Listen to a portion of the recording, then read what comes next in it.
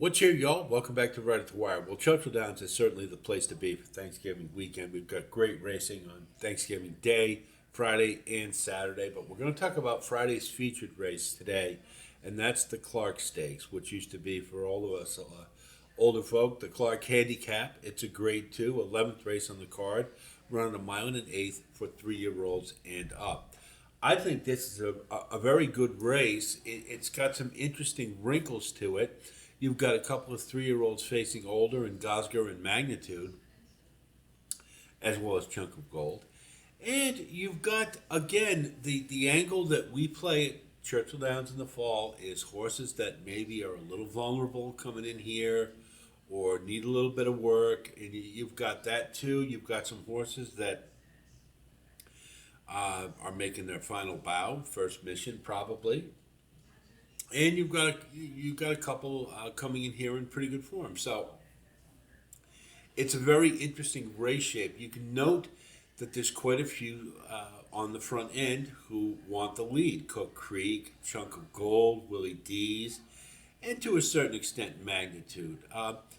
Cook Creek is a horse that was running in claiming races, and he's in pretty good form, but he's not good enough to beat this group, especially when he's going to be pressured by Chunk of Gold and Willie D's, who, we have to remember about Chunk of Gold that he was coming out of Louisiana on the Derby Trail, and we did pick him early as being a horse to watch, but he really hasn't gotten much better since then, and those weren't the greatest of races.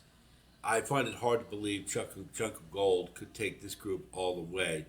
Uh, but he will provide some pace, as will Cook Creek. Willie D's, I like a little better actually than Chunk of Gold or Cook Creek, but in the end, I don't think he's quite good enough to tussle with this group either. So you're going to get some speed out of those three. Whether it's going to be lightning fast, probably not. I think it'll be moderate, maybe a little bit above average, because you're going to have some jockeying, and all of them probably need the lead to win this race. So to me, the pace scenario is a little bit favoring horses off the pace. Now, Magnitude is a horse I have had a lot of trouble with in this race. He's very betwixt and between with him. We've seen what he can do on the front end in the Risen Star as well as the Iowa Derby, but let's face it, those were inferior fields.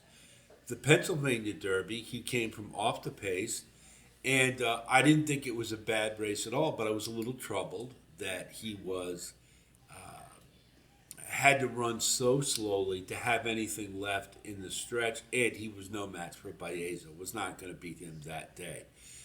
Now going against older, it's kind of hard to envision Magnitude taking these all the way in the front end, especially with all the other pace. So I would think they're going to take him off.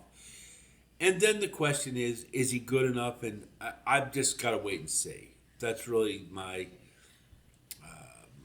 the way I have to look at it. Now, at the Pennsylvania Derby, Steve Asmussen was there, and that told me a lot that he was expecting something out of Magnitude. And like I say, he did ran a pretty good race.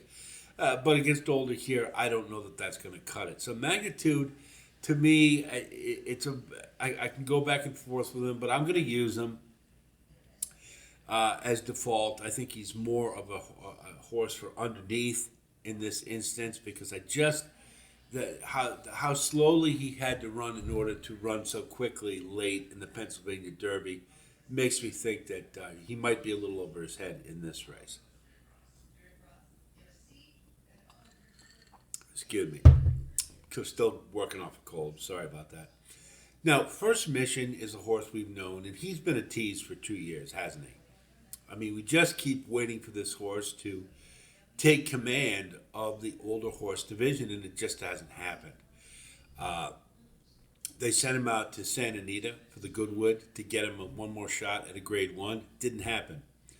Uh, the race prior to that, I've never seen a horse snatch defeat from victory like First Mission did, and he seems to do it a lot. So you wonder about, is there the desire there to win? I'm not so sure. He just doesn't seem like a real alpha male type of horse. He certainly has the talent, but I really can't be overly enamored with him to win a race like this, given what he's been doing his last couple of starts. Now it is his last start, but horse leopard doesn't change his spots. Horses don't either, and this horse just hasn't delivered in big races when you think he's going to. So at 5-1, you're getting a decent price, and I'm going to use him underneath. But I certainly can't pick him to win, not based upon his track record. Gosger, we sort of, after the Preakness, I mean, that was a terrible Lexington. And I was not high on that horse going into the Preakness. And he proved me wrong. He ran a monster. But journalism caught him, didn't he? And goes right to the Haskell. He gets caught by journalism. He's had 3 starts, and notwithstanding the Pennsylvania Derby, where I have it on good authority, I was there that day. He did not like the track, and that was pretty consistent. There were quite a few horses who just didn't like the track at Parks. So I can kind of draw a line through that. But the fact is, 3 races at a mile and an eighth, 4 if you count the Pennsylvania Derby, and in 3 seconds. I just don't think he's a mile and an eighth horse. That's what it comes down to more than anything else.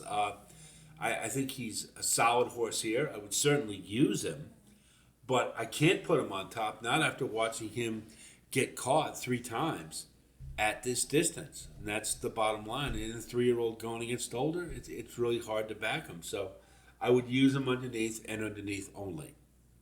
So what does that leave us with? It leaves us with Hit Show and Rattle and Roll. Hit Show, I mean, I think this is almost a rematch of the Fayette at Keeneland.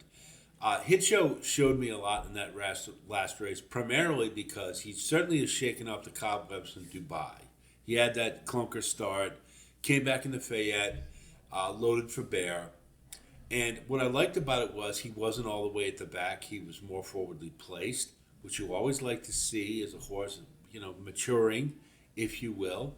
And he closed very nicely and won the race. Well, I think he's going to have the same type of scenario here, maybe a little more pace than he had in the Fayette. And tactically, he's going to be a little more forwardly placed than Rattle and Roll, so he should get the jump. And that's why I'll take Hit Show to win this race. But Rattle and Roll is another one coming in third off the layoff. You get, Brian Hernandez. Hopefully he's fully healed and back. I liked what I saw in the Fayette last time from Rattle and Roll. He ran a really nice race, and he was just a little unlucky, a little short. But that'll happen with closers. He's got the best scenario he could ask for here. You got pace to run to, and he's the lone closer. So a lot of things look very promising for Rattle and Roll. I just like Hit Show a little bit better because I think he'll be a little more forwardly placed. But those are the 2. Again, Churchill Downs, fall meet. We look for form more than we do anything else, and class certainly. But I mean, I think these 2 fit the bill for both. So Hit Show with Rattle and Roll a close second. We'll go to a wagering strategy, and that's what we're going to do. I don't expect we'll get Hit Show at 3-1, but we're going to get something close to that, and I think that's a square price for a horse of his caliber. So we'll go 3-6 and 6-3 with Hit Show and Rattle and Roll. Then we'll do a key box with 3 on top with 2, 4, and 6. Trifecta, we're going to go 3-6, 3-6 with 2, 4, 9, and 3-6 with 2, 4, 9 with 3-6. And I think those are the 5 that we can comfortably assume will be there in the mix. I think it's a pretty form-fitting race, and I think actually the morning line maker has it about right. I really do. I think it's hard to give First Mission Gosger, given the vulnerability we talked about, any more credence than those type of odds. So from that perspective, I think it's a very fair race, and I like Hit Show and Rattle and Roll are the top 2 for me. Hope our analysis helps you with your own wagering strategy, and I wish you the best of luck as always. And certainly, if you do like content like this, please like and subscribe. And again, thanks to all of you who continue to support us and grow our community. I'm hearing from more of you comments-wise, and I'm loving that. I really do like to hear from you. And incidentally, those of you who have passed on some kind words about how our analysis has helped you with your own wagering, I very much appreciate that. And I do thank you. It's kind of one of the reasons we do this. I like that, try to extend try to help people along and maybe, pass on some of my expertise. And I'm really glad when it can help you make some money. And maybe we all, become a little bit better handicapper. But anyway, long story short, thank you very much. It's going to be a great weekend of racing. We're going to continue with the pick five for Saturday's card, which looks pretty good. And we will continue onward with the Cigar Mile next week, as well as the Remsen from Aqueduct, and I plan to be there. And of course, we've got the Malibu from Santa Anita. Plenty more racing to finish out the year. So stick with Right at the Wire, and you'll get coverage for all of it. That's it from here. I'll talk to you soon. And until then, be well.